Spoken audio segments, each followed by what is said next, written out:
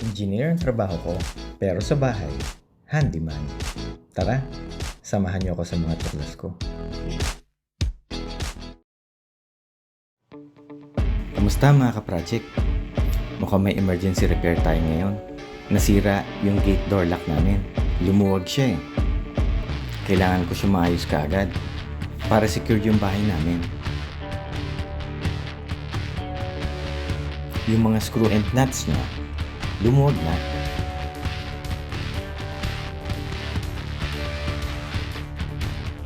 Yung isa, di ko na masikipan. Yung isa naman, na-lost thread na. Natanggal ko na yung dalawang screw. Pero itong isa, mahirap matanggal kasi yung nut niya sumasabay dun sa screw.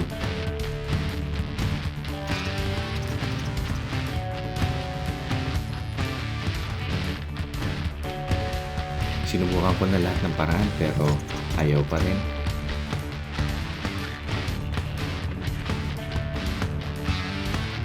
Ay nako, ayaw pa rin.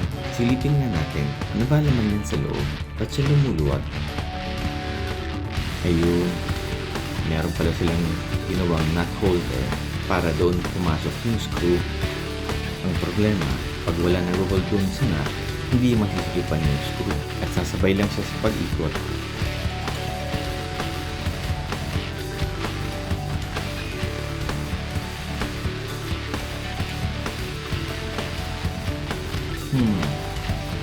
Paano kaya matatanggal to?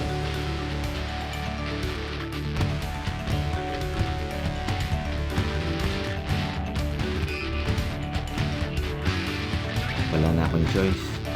Lagariin ko na lang yung screw para matapos na to.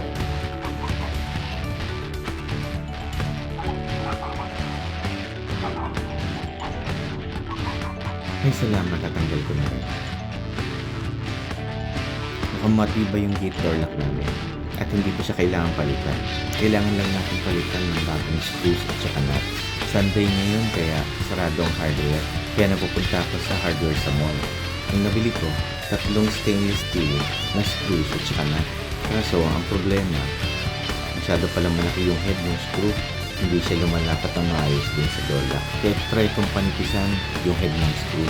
Kaya try kong kiskisin yung head ng screw para lumit ng konti at lumapat dun sa door lock. Gamitan ko ng drill at saka ng metal file. Subukan nga natin. Habang ginagawa ko naman to, i-hit nyo naman yung like, tapos mag-comment na rin kayo. Share nyo na rin sa mga friends nyo. Don't forget to subscribe and hit the notification bell. Okay? Mukhang mahirap to. Pwede naman siya pero masyadong matagal. Balik, gagawa ko lang ulit ang paraan. Masyadong matigas yung stainless screw. Nakakaskas naman siya pero mukhang matagal. Kita mo, konti lang ang nabawas. At may gap pa rin at hindi siya lalapat sa door lock.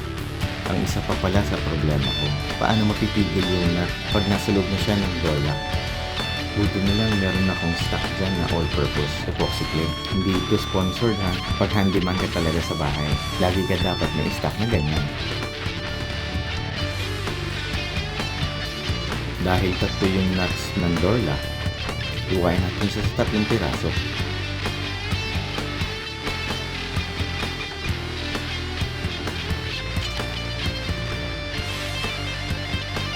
Dalawang klase ng clay ang laman ng epoxy. Kailangan lang natin siyang i-mix or haluin.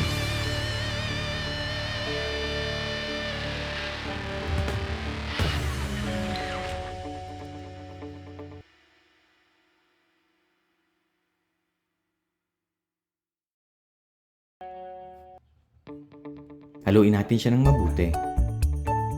Kailangan natin siya maikabit within 5 minutes. Kung hindi, titigas na siya. Tignan nyo ginawa ko mga ka-project. Naglagay ako ng additional nut sa tabi ng screw head para siyang lalapat sa door lock. Yung stainless nut naman sa loob, dito natin ilalagay yung epoxy clay para mapigilan yung paggalaw ng stainless nut. Eto na yung epoxy clay. Lagay na natin siya. Pinipress ko ng maigi yung epoxy clay para dumikit siya dun sa nut at mapigilan niya yung pag-ikot nito habang ini-screw natin yung door lock.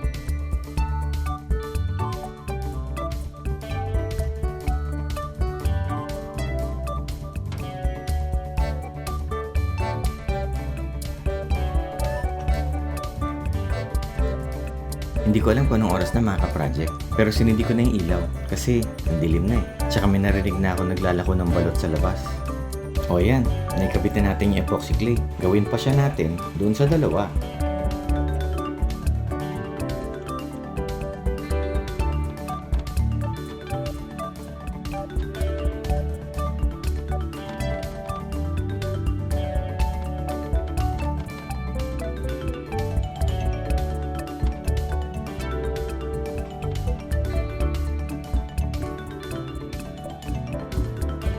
Pasensya na kayo mga ka-project kung madumi at makalawang tong gate ko.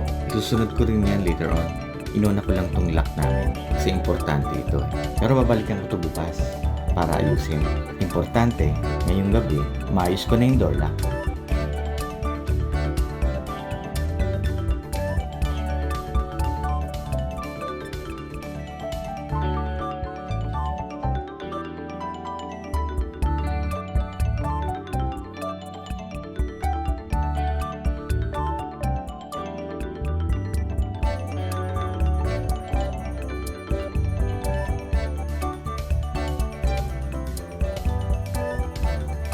O yan, hayaan muna nating tumigas yung epoxy clay bago natin tanggalin yung mga screw.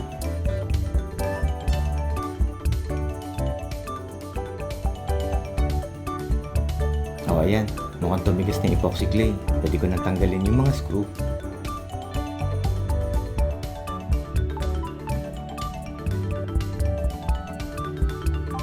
Okay, ikabit na natin yung door lock. Nakita nyo yung additional nut na nilagay ko doon sa screw head. Yan ang lalapat doon sa base ng door lock para sumikip at kumapit siya.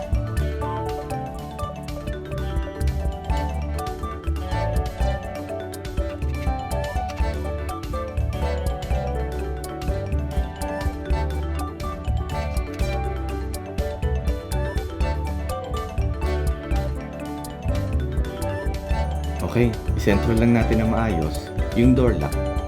Ilagay natin yung mga screw at i-connect dun sa mga screw nuts.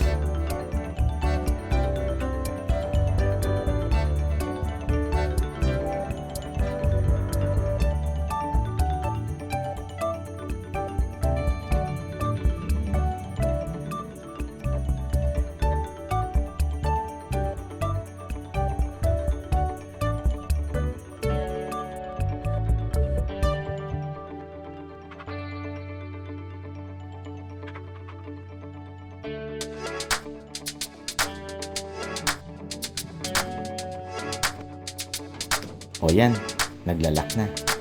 Higpitan na natin ng konti yung screw.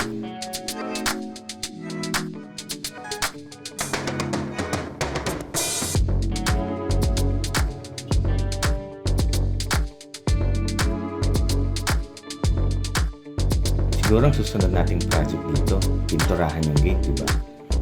Puro kalawang na eh.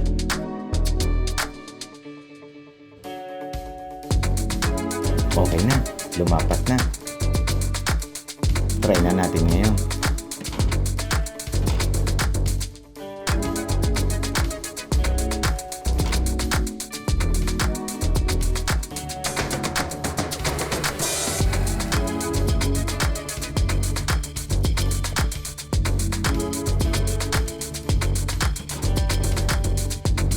O yan, ayos na yung door lock.